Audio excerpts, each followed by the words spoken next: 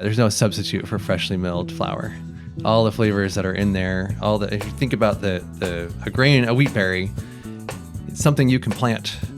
It's still alive. So we mill Wednesday, and then we make all of our dough the next day out of that fresh whole grain flour.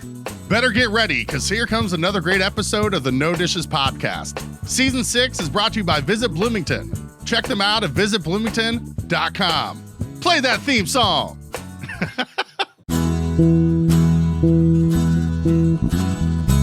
Hey, say, honey, let's go out to eat. Relieve our culinary duties. With all these restaurants to sweep us off our feet, they're bound to turn us into foodies. No dishes, no dishes, no dishes. We'll have a bottle of wine for lights and have a good time. No dishes, no dishes.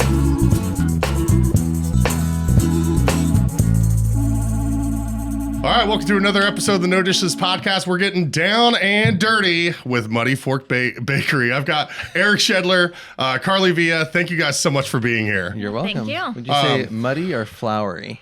Both. Oh, well, I'm glad you brought that up. My first question is why the name? What made you think, I want people to think of muddy? Well, it's a creek. We're on Muddy Fork Creek. Oh, okay, that makes sense.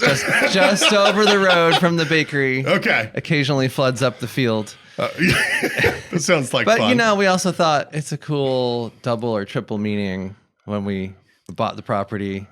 Muddy Fork Creek. We thought maybe we'd do more gardening or farming than we do. So Muddy Fork, your digging fork. Okay. But also your eating fork. And Carlee can tell you when it rains, it's muddy.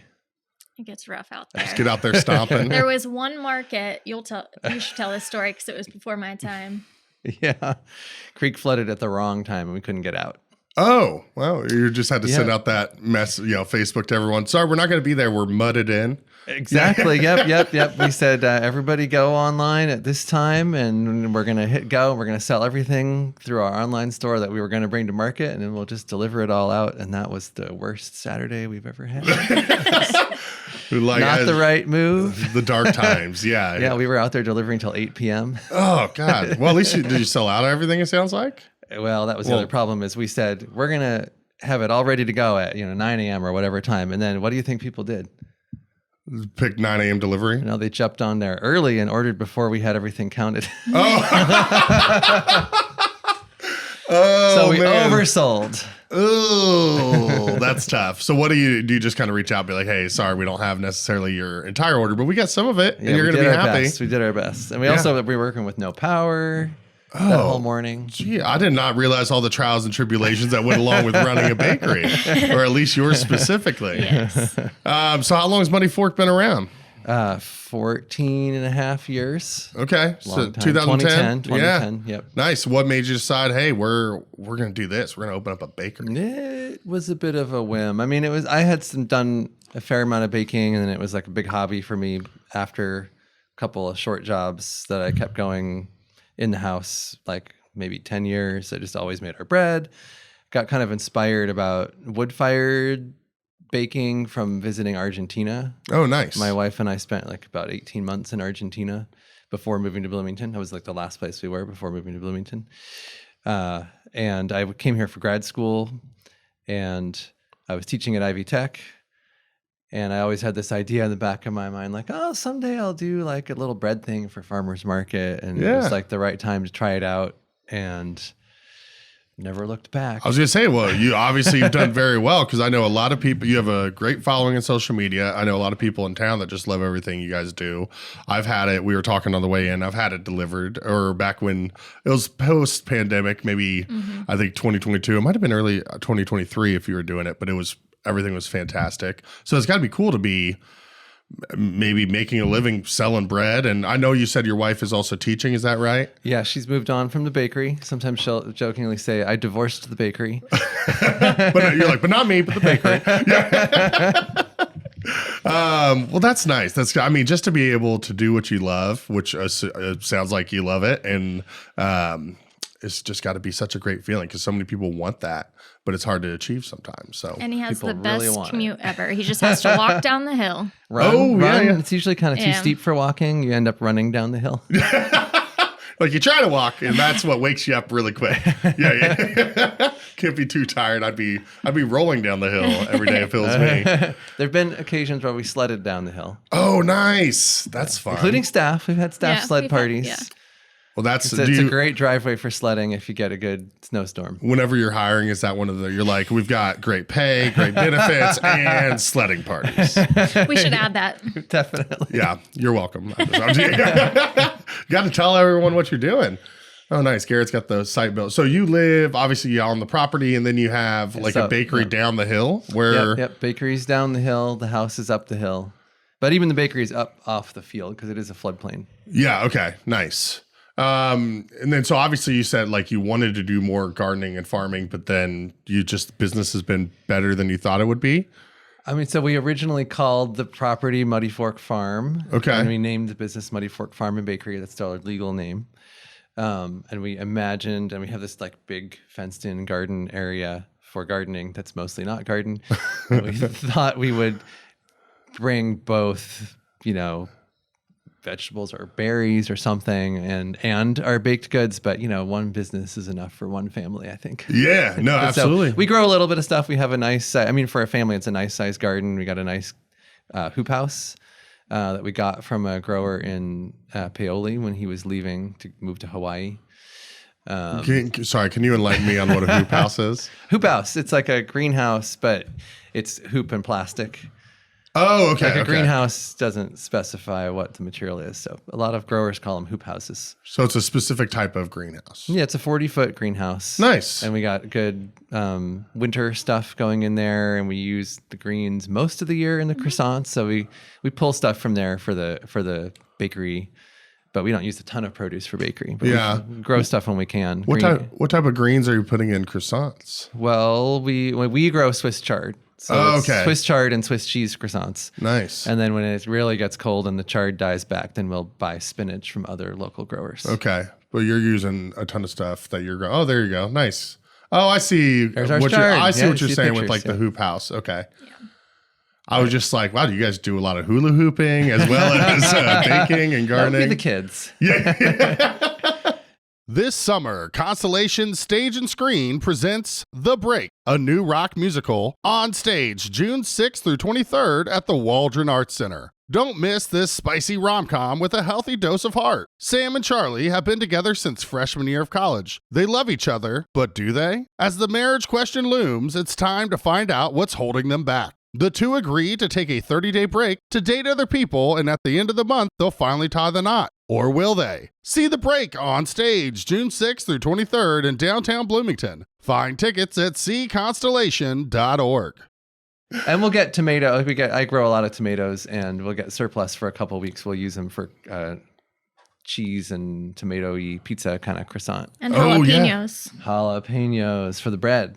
Cheddar jalapeno bread. with Ooh, our yeah, I've seen that jalapenos. one listed. Nice. So which farmers market are you guys setting up at? I know We're obviously. at two. Most of the year we do two. So in wintertime we'll do Indy Winter Market, which is like the downtown one run by Growing Places Indy, and we'll do Bloomington Winter Market, which is beautifully housed at Switchyard. Yeah, in the as pavilion. Of Yeah. 2019, December 2019. Okay. And then we're currently at both City Market and Woolery Market. Nice. Okay. Cool. You're hitting them. You guys are spread across. And then are you also in like Blooming Foods or like some of the stores too, right? Blooming Foods, Farm Stop on Kirkwood, and then there's a actually longer running but smaller Farm Stop operation out like a mile from the bakery, less than a mile, about a mile from the bakery, Bethel Lane Farm Stop. Yeah. Okay. So you're up, the bakery's up on the north side then. Yes. Okay. Yeah. Cool. Yeah, I didn't know where the Muddy Creek was, so but I know where Bethel Lane is. Yeah. Yeah. So we kind of do that, and we do our own home deliveries too. We still have that running with a certain size minimum order. Makes sense. Yeah, you can't be running all around town with single croissants. So, yeah. Although that would be nice for me, but I don't think it makes too much business sense. Oh yeah, okay. So is it technically Unionville where you're at, or is it still We Bloomington? are between Unionville and Dolan. Okay. Yeah, so up kind of near Butler. We're pretty close to Butler. Yeah, because I know they're actually. up over there off Robinson. There's a sort of back way from our place to Butler. Okay, yeah, I see it. Interesting. I've always, ever since I was a kid, I've always just loved maps. I'm just so like, this is the worst thing to distract me. I'm like, ooh, let's see where this goes. Well, sweet. That's, I love the, your default picture that has all the like, maybe the speed racks and just like your baking table and your face right now is just I think this is like somebody who came and took a workshop maybe took that picture because I saw these bowls out, or maybe it was one of my 5-day workshops that I used to do. Yeah. Well, so do you still do workshops at all? I do Sunday workshops. Okay. Yeah. I just had one a couple of weeks ago, sourdough class.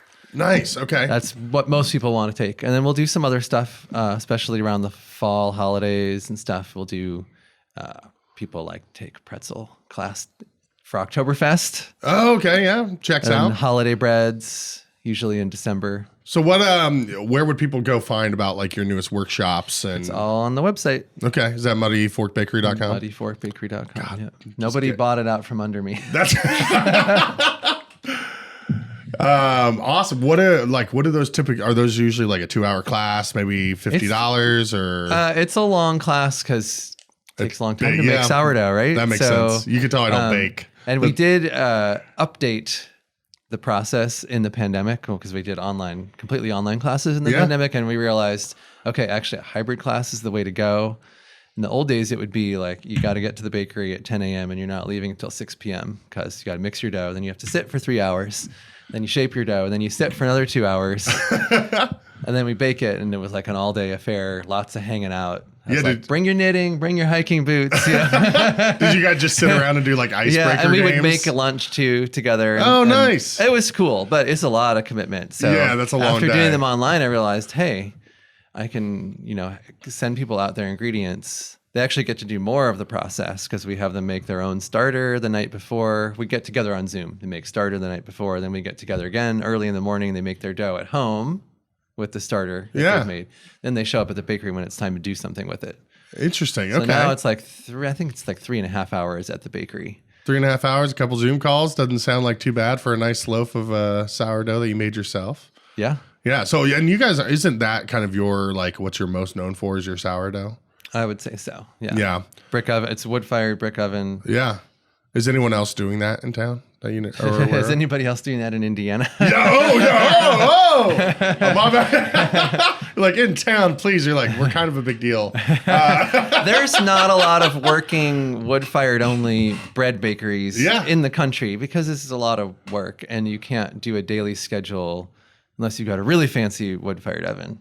But like the most common style, which is essentially an updated version of like an old Roman oven, it takes a whole day to heat it up. So you're you can't really be thinking of it like, yeah, we're going to have a 5-day-a-week bake because you need too much time spent heating the oven and letting you have to let the heat sink in to all the layers of brick. Your heat's all on the surface right when the fire has been built, but you need that heat to be equal through the layers of brick. So it's we kind of organized our business around the oven that we have, and we do a weekly cycle where we cram up all of our baking between Friday mid-afternoon to Saturday moments before we depart for market. Oh, so you're doing it last minute. Yeah. Yeah. But it is like the whole week of work to do the milling. We mill a bunch of our flour. So the milling, prepare the starters, heat the oven, make all the doughs on Thursday, including croissant dough. So like croissants are running for, I guess that's like 36, 40 hours process. Wow. Same with the bread. Yeah, so much labor goes into it, but I'm sure it shines through, and you can just tell just the labor of love and just nothing like it. Yeah, there's nothing like keeping you on your toes either with that wood-fired oven. Right? I think that was the hardest thing about Muddy Fork is I can't turn the dial on the oven. Yeah. You got to deal with it. Oh yeah. That's so. What was that like? You were in Argentina. You see kind of wood-fired baking. How do you even source an oven like this, or did you build it? Yeah, I hired a high-temperature masonry specialist from Duluth to come build the oven. Okay. Yeah. Yeah. And this is your second oven, This is our second oven. Yeah, and we decided to make it about twice the baking area compared to our first oven. Yeah, just from the growth and demand. That's right. Well, we had to rebuild it, but then when you go faced with that choice, might as we're well. like, we should think about what size we're going to be at. Going in a bit, larger capacity. For sure. Well, so Carlee, how did you come on board with Muddy Fork, and how long have you been around, and what's your role? Yeah, so I just hit 2 years at Muddy Fork. Feels like yes, 5. thank you. Like, Carlee does so much. I can't believe it's only 2. I don't know if I have an exact title: pastry manager, croissant team leader. What a great team! I know, it's pastry fun. chef. Oh man, Yeah. croissant team leader. Yeah, on my taxes this year, I put pastry chef for the first time ever, so that was pretty Awesome. fun. Sweet. Well deserved. It sounds. Yes. Yeah. I was working at Two Sticks just for fun, 1 day a week because I was doing full time stuff Poach. Huh? Poach. Oh yeah.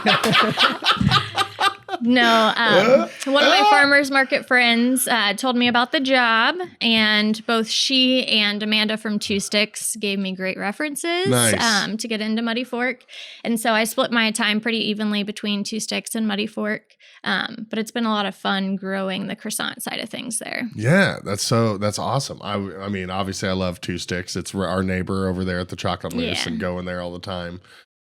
How much are you paying for your restaurant's business insurance? What's affordable for your needs? What does your agent do for you that isn't just policy writing? Tony Brown with First Insurance Group has a keen eye for the policies all restaurant owners and operators would love to have. Tony provides risk management and other HR resources free of charge as your agent. Tony has no waiting period for loss of business coverage starting from day 1, minute 1, unlike other carriers' 72-hour waiting period. Tony has no audit for liquor liability and general liability, saving you time so you can focus on running your restaurant. And Tony's insurance carrier is the preferred vendor of choice for the Indiana Restaurant and Lodging Association. Call or text Tony Brown with First Insurance Group today, 812-327-2321. Set up a free review of your current policy and see how Tony can help you protect your largest investment, your business. 812-327-2321. But yeah, like you said, I'm sure the adjustment from wood-fired from just regular old oven took a little bit of adjusting. It is. I love Two Sticks too, I have to say. I know you might ask me that later. Where do I like to go? But You're like, I'll get it out if there I don't now. have a gift card in my wallet for Two Sticks, somebody's getting that suggestion at my next holiday or birthday. Yeah, so if you ever need to buy a gift for Eric, Two Sticks gift cards. They have one of my favorite t-shirts with just the 2 dancing sticks of butter. Best logo ever. Oh, I love it. Yeah. It just really, it sums up my personality. Just like kind of chubby and just happy and like, I'm butter. Carlee also had to basically learn croissants because that's like the one thing that they don't make over at Two Sticks, and it's pretty much the only pastry that we make over at Muddy Fork. But I would say that was like a learning curve there. It's so wild. I was looking back. I did some classes at Ivy Tech in the culinary program, and looking at my intro classes where I've done some croissants. Eric would not have hired me had he seen those photos. Oh, wow. Okay. So you were doing the 300, 400 level teaching, yes, right? Precisely. Well, it's good. You got to get that base and then have the master come in and fine tune and teach the further intricacies of croissant making. Yeah, we've grown the side of croissants quite a bit. We've added some new shapes to our menu, lots of new flavors. I really love doing 1 week only specialties, and I think the customers are finally catching on. Like, you got to order it when you can order it. So it's been a lot of fun. We're doing 2 week rotations on our flavors this summer versus in the past we've done longer 3 month, 1 month long rotations. But we have so many new flavors we're trying out this year that it's definitely worth it to get it while you can. Yeah, it's you guys have so much detail on your website. As Garrett's just kind of flicking through it, you're talking about the oven. You have tons of pictures. Do you do all the website stuff yourself?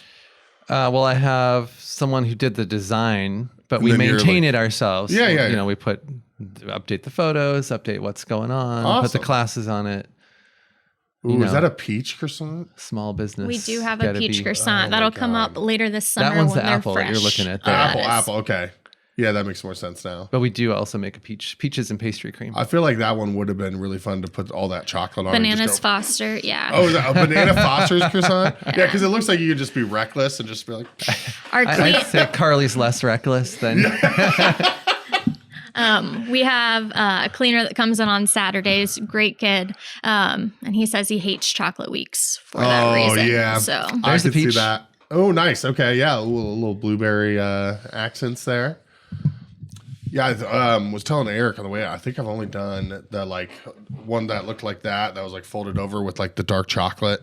And it was so quadruple chocolate probably. Yeah, and I got like 4 different things. I'm trying to remember what else I got. But regardless, as I told him walking in, I was like, it was all just so good. I need to get more in the habit of going to farmers markets. It's been one of my greatest downfalls as a foodie is like, because I always think normally it's like Saturday mornings. It started to change a little bit different, but in the past it's always like, oh, I'm going to the Chocolate Moose. We got a crazy day. We got events. Like Saturday mornings has usually not been a free time, and it's starting to kind of become a free time. So I need to just like get in a rhythm. And just like grab one of my little, what do you call the bag? Like non-disposable bags? A produce bag. Produce bag, yes. Yep. Canvas shopping bag. Yeah, I need to get some like Jesus sandals. I don't know what you actually call them, but and really just like lean into it. Yeah. Because I know so many people that do, the People's Market, the Woolery Market, the City Market, and there's like, all the people that do them, the vendors at all of them. And it's like I've had a lot of the stuff, but it's usually just not at the market. Yeah. And it's all so good. It's all delicious stuff. So it's like, hey, we're going to put this all in one place. But maybe that's better for my bank account that I don't. It's true. I could see myself getting carried away very quickly. Oh, there we go. Birkenstocks. Thanks. I'm going to stick with Jesus sandals. Where are you originally from, Carly? I'm from Winchester, Indiana. It's about 3 hours north. Yeah. Came to Bloomington for IU. I have a degree in animal behavior. I'm using it well now. Yeah. Well, I'm sure there's got to be some animals out on the farm, right? Oh, yes. Not Have you not at his, but Okay. Behavior modification, it works with staff too, right? Yeah. oh gosh. Have you trained any like raccoons out there or anything? No. Well, But I did work at Wild Care. So okay. as a side note, I have done all the wildlife rehab stuff too. So Awesome. I'm sure. What was that experience like? best experience. I wouldn't change it for anything. It's how I met my husband. I devoted a lot of time to Wild Care, and it was just time for a change. But I was in charge of groundhog rehabilitation, assisted on predators. I trained a wood duck, had hawks flying, very, very cool. That's cool so thing. nice. What was the duck's name? River. Okay. I just like having a duck that was named and like kind of a pet sounds so cool. They're like, oh yeah, this is my duck. Yeah, poor River. She did not jump out of the tree. They nest about 50, 60 feet high when they're born. And she did not jump out of the tree when the rest of her siblings did. So mama left her. Oh. She finally jumped down and mom was nowhere to be found. So she started living with chickens and thought she was a chicken. So she imprinted improperly. So once Wild Care had her, it took a while to get her used to the water, but very, very smart creatures. Yeah, there's River. Oh, what a good looking duck too. Yeah, she's gorgeous. She looks sassy. I don't know very. why. Yeah. It's like, I just get that vibe. I don't know. I've never met a sassy duck, but I can just tell from that picture she's got sass to her. It's true.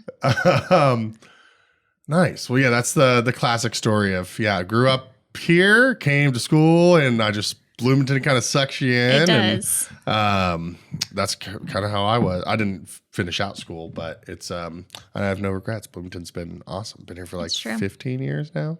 Better business, better community. For over a century, the Greater Bloomington Chamber of Commerce has been a cornerstone of business growth and community development. They are dedicated to helping local businesses thrive.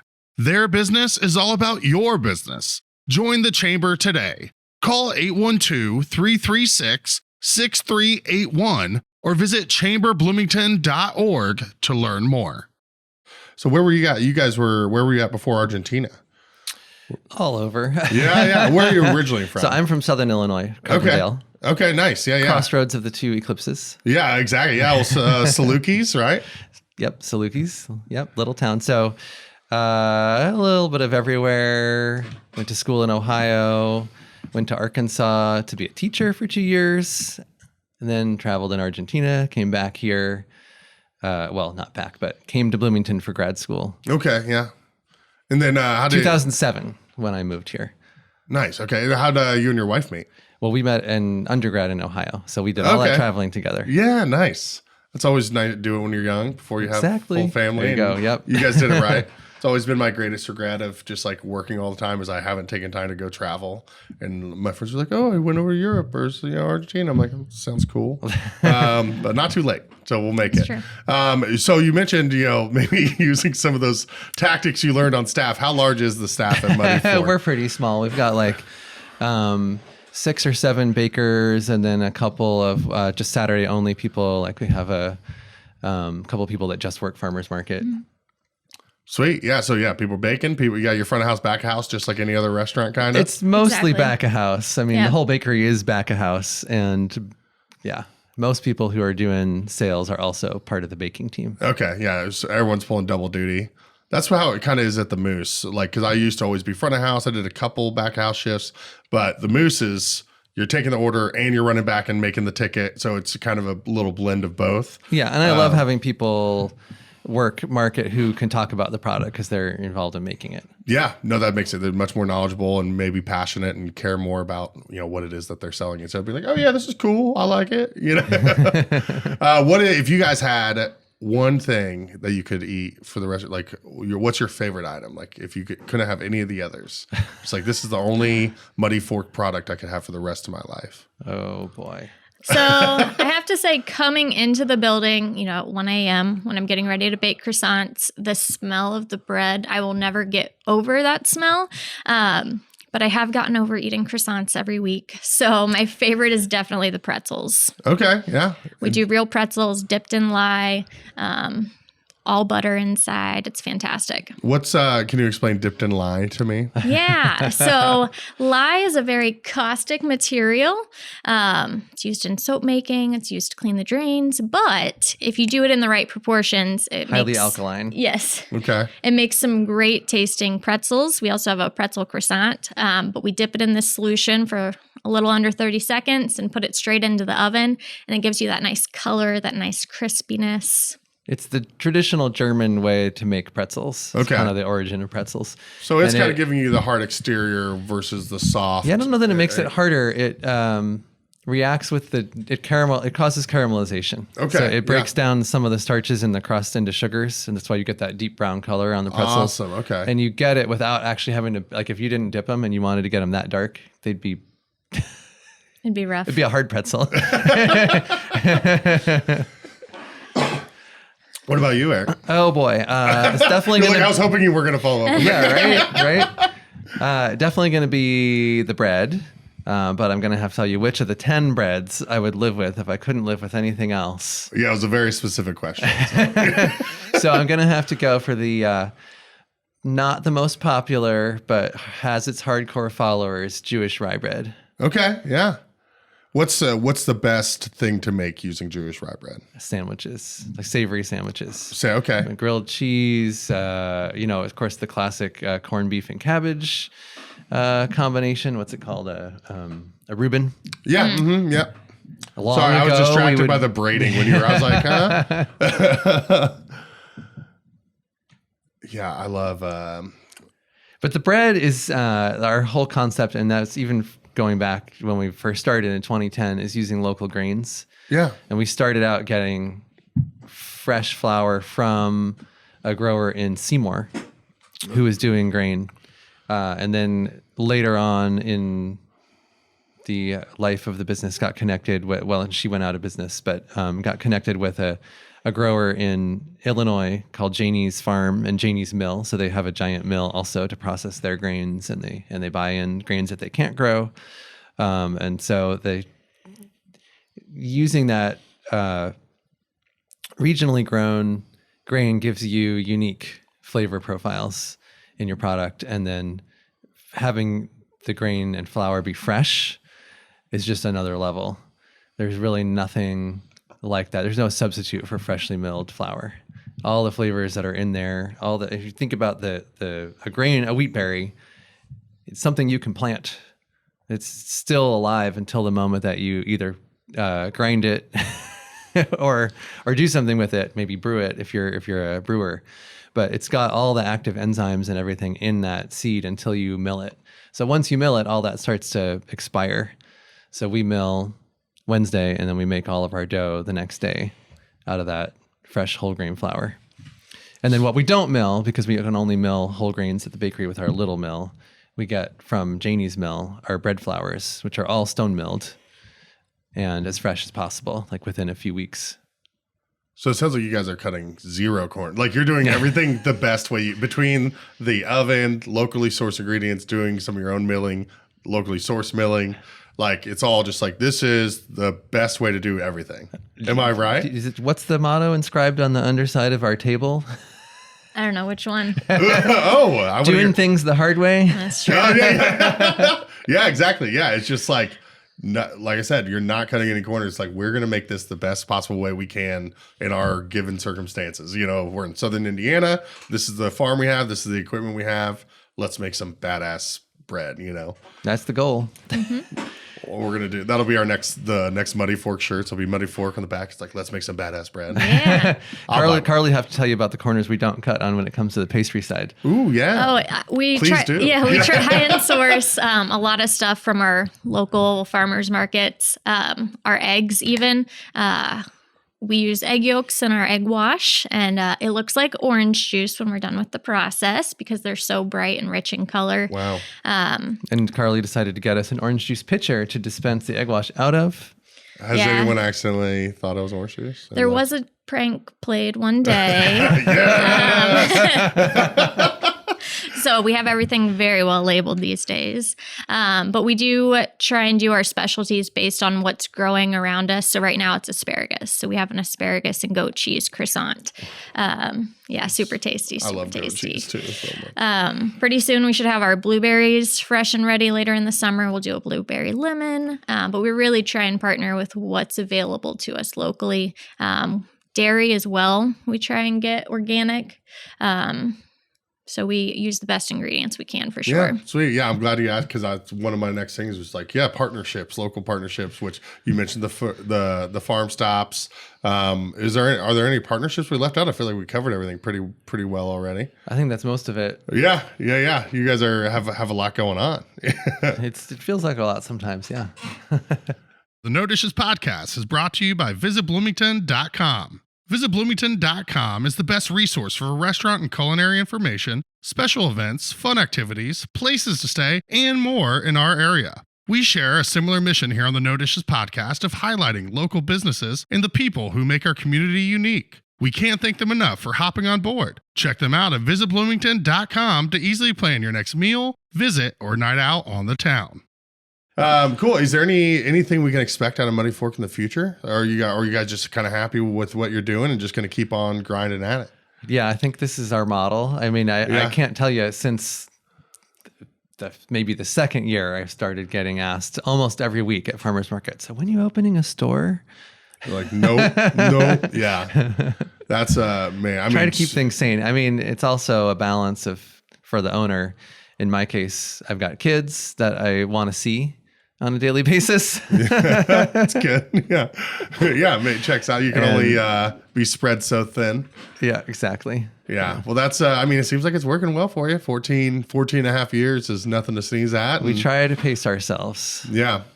Again, try not to burn out after doing what you love, and you got a good limit. You're knowing how to set boundaries, which is something I've learned about we'd love to, open a store and make all these people happy, but we have to set boundaries because we also have a personal life. Has to be sustainable. We try to fill our boundaries. It is all going out on Saturday morning, but I wouldn't have believed how much is possible to make in that last 12, 15 hours before we leave for deliveries and markets, how much we bake. Are you able to speak on what kind of volume you kind of do? We're sending out about 400 loaves of bread and about 900, am I counting that right? 900 croissants on a Saturday morning. Wow. Yeah. That's nuts. That's so much baking. No wonder, you're just spending all week doing that prep work and getting that all ready. And yes. That's got to be, you should do like you don't have to, but I think it'd be cool if you did like a Friday through Saturday morning, like one of those like little documentaries where it's like 24 hours until like 24 hours of hell or whatever, you know? Yeah. With a countdown timer. Yes. Yeah. Where it's like, and everyone's just like, oh God, like, and it's just all crazy. I'm sure it's not actually that way, but in my head, I like to pretend it's so. We got 900 croissants. It's a choreography. Oh, nice. Yeah, that's what Michael Cassidy said before we ever had video cameras, back when we were just filming in my apartment. When him and Galen came on from the Uptown, he was like, "Yes, it's choreo. It's a show. It's a play. It's everyone just has their role and they just fill it, and it all just works together." And synchronicity, is that a word? Yeah. Close sure, enough. Yeah. Synchronicity. Yeah, I like it. Yeah. You guys know what I'm talking about. Cool. Is there anything before we move on to other places in the town? Anything with Muddy Fork that we were not able to get to that you'd like to highlight, or anyone you'd like to give a shout out? Because I feel like we covered a lot of bases. Well, we have an amazing staff, so I always gotta brag on them. Just amazing skills and how hard people are willing to work, and passion about bread and pastries. I love that. That's do you have to typically ever put out even hiring posts, or is it one of those things where people are like, oh, I want to be involved in bread, and they just kind of reach out? Both. I mean, I do put out hiring posts when I'm hiring. Yeah. But there's often like emails that I've collected, people who have just written, hey, I'm interested in this, if you're ever hiring, or I don't see a hiring, but I just thought I'd write and say. And so some of our best people have come on that way. I love it. Awesome. Yeah. Bragging on Eric a little bit. We just had an employee leave who was with the business for over 11 years. Wow. So I think that alone, says something about the environment that's been created at Muddy Fork.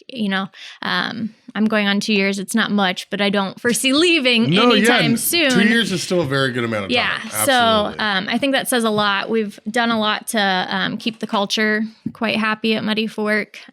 We have vacations throughout the year. It's a good environment to be in. That's awesome. I love that. That's, the biggest thing I try to take pride in at the Moose is lack of turnover. And just like, what? That means that they like it here. They're enjoying it. Like there's only so much you can do to, obviously, you're still a business, you still need to make money, but you try to just make it as welcoming and inclusive, and just like, hey, we're doing ice cream. Like, it's not that serious. Like, let's have fun while we're here, Yeah. And I'm sure it's the same. We're like, yeah, we're just doing baked goods. Let's learn, let's grow, let's take pride in what we're doing and enjoy the time that we have together, Yeah, absolutely. I mean, I'd say especially going through the pandemic sort of helped me, and it wasn't like completely new. It's always been an element, but, as we grew staff, when we had only a couple employees, it was like we were all family, and then we grew over time. And then when we went through pandemic, I'd say I kind of crystallized for me that, yes, Muddy Fork is about making world-class bread and pastries, but it's also about having good jobs and treating people well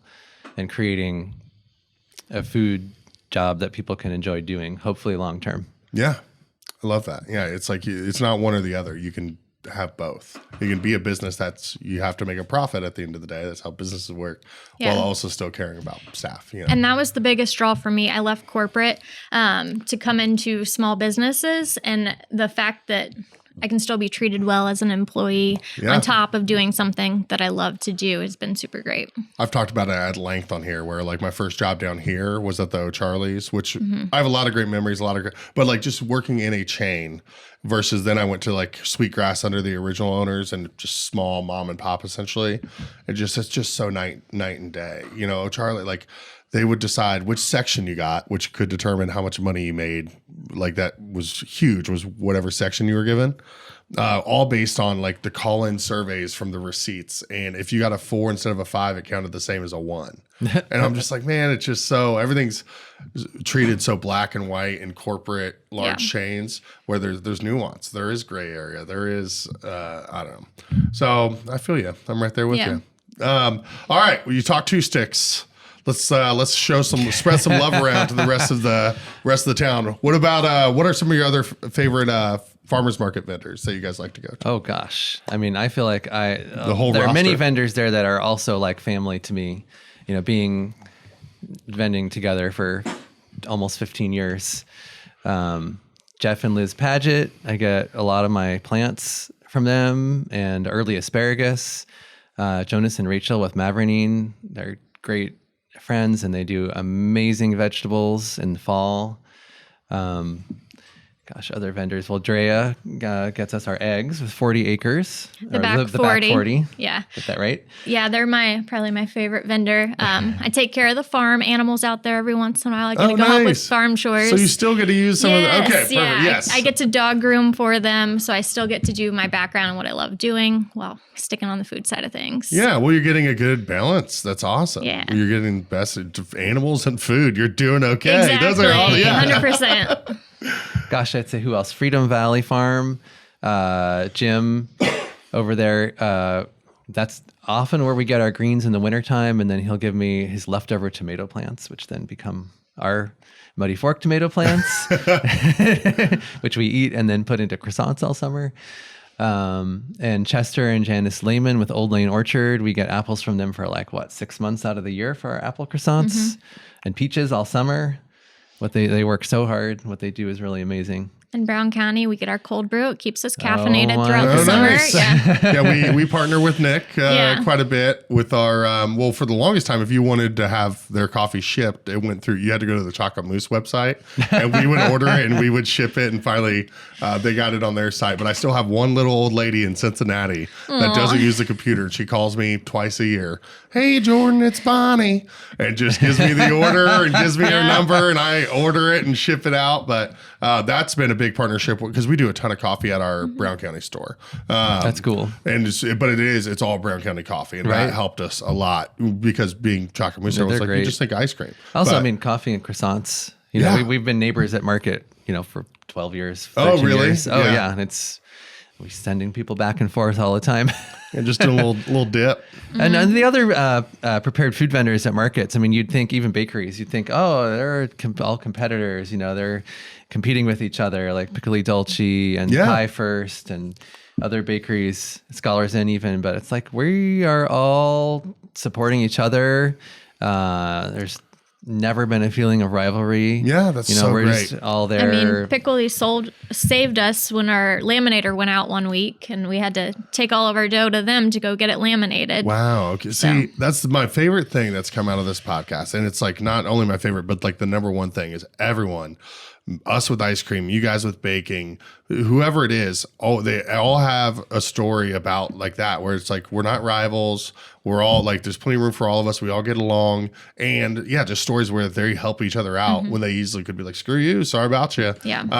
And that's what I think makes, I don't know how it is other places, but I know that has to be fairly unique to Bloomington, because I don't think you're going to see that as much in Indy or some other places, which just makes me, I don't know, that's my favorite part is hearing stuff like that, where we're Hartzell's or we ran out of soft serve mix and they gave some soft serve mix, or any one of the, I can't even count how many examples we've had that on here. Also, shout out to Sasha at Brown County. Oh, yeah. Sasha's amazing. I got to give Sasha some love. He's awesome, man. The Bloomington Town Planner is a community calendar owned and published by local residents John and Sharon Martin. Mailed out to Bloomington homes in December of each year, it features school schedules and community events. And don't forget the coupons at the bottom of the calendar. They'll save you money and help you decide on the next restaurant or retailer to check out here in the Bloomington area. Town Planner also has an online calendar, which will be found at townplanner.com. Make sure to sign up for their weekly e-newsletter so you can stay on top of all the fun events going on around town. Okay, do you guys get out on the town very much? Do you have the time? ZNC, I have to say, is my guilty pleasure. Oh, okay. When it's my birthday meal every year. Nice. Well, okay, I want the exact order you're ordering. Oh, yeah. 2 sides of fried rice and just some veggie egg rolls. Okay, all right. It's great. Do you go outside of your birthday? Not as often. Yeah, but I love that though, where it's just this is my tradition. Yeah. I don't need to be out at the bars at 2 a.m. to get ZNC. I can just go and get it. We had a couple college kids on here, Trey and Sam. Yeah. And Sam was like, yeah, I'm going to go a little kind of out here and say ZNC. And Trey's like, that's not that out there. He's like, I eat it sober. And he's like, oh! Exactly. But I'm the same way. I love the, steak and chicken, chicken and shrimp. teriyaki and they've got their spicy mayo. You put an egg on top. And I remember when it first opened and it wasn't the cool hip thing for people to go to. And now they've adopted it. And I was like, I have that like hipster mentality. Yeah, it's like, a vibe. I had it first. Yeah. You know? But all right, we got Z&C, we got Two Sticks, we got some farmers market vendors. I know there's you guys are dining out more than that. Well, I mean, when you're a baker, coffee is part of your fuel. So there's some coffee shops we like going to. Like if we have to have a meeting, let's go get coffee. Yeah. So we like to go to Needmore. We like to hang out down at Crumble.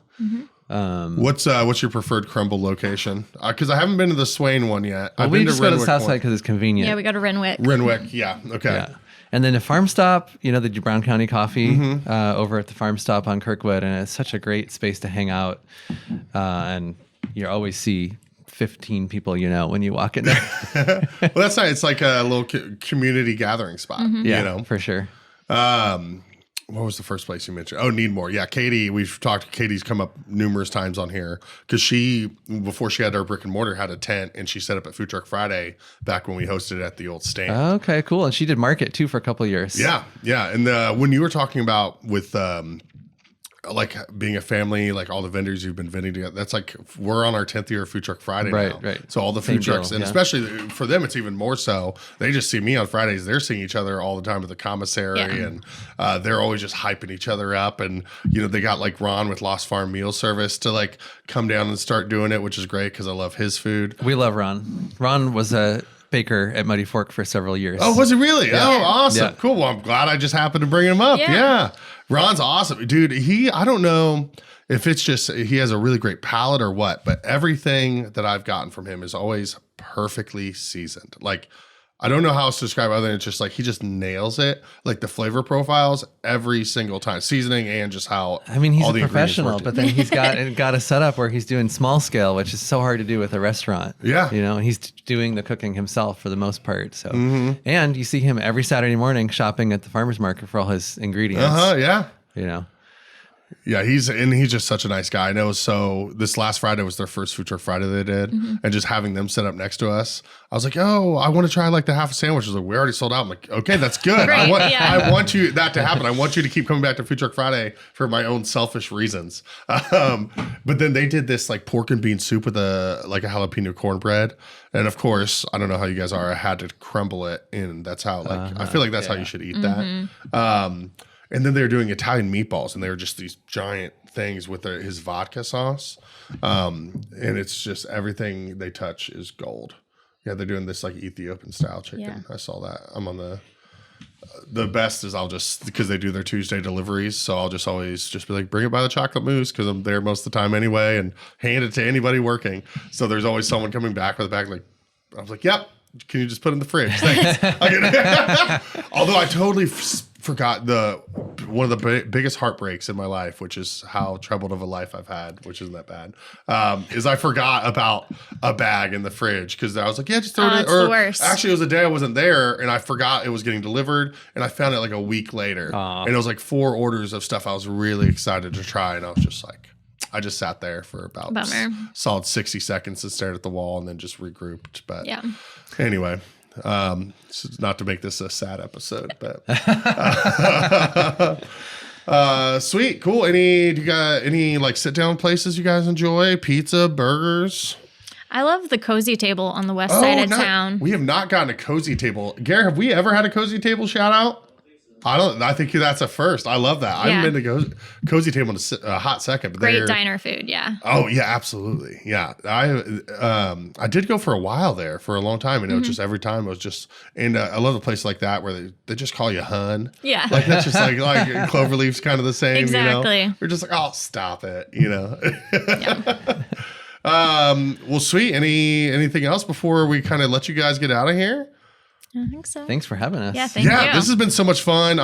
This happens every time where I have people on and I've had their stuff, but I haven't gotten a ton lately. Where like now, all I'm excited to do is just you'll be getting orders from me every week. Now where I'm just like, now that we've talked about it for an hour, where I'm just like, oh, I need all of this stuff. But no, thank you guys so much. Obviously, like you said, everything you're doing is world class. You guys are doing it the hard way, doing it the right way, and we're just so lucky to have you guys here in Bloomington. And I appreciate you taking the time to come on here and share your story. Yeah, Thank you. Thank you. Yeah, cheers. What another great episode. Thanks so much for tuning in. Also, thanks to our Season 6 presenting sponsor, Visit Bloomington. Check them out at visitbloomington.com. We'll see you soon. In the meantime, keep those hands dry. This episode of the No Dishes Podcast was recorded, edited, and produced by Garrett Portinga of Green Hat Media in beautiful downtown Bloomington, Indiana. No dishes.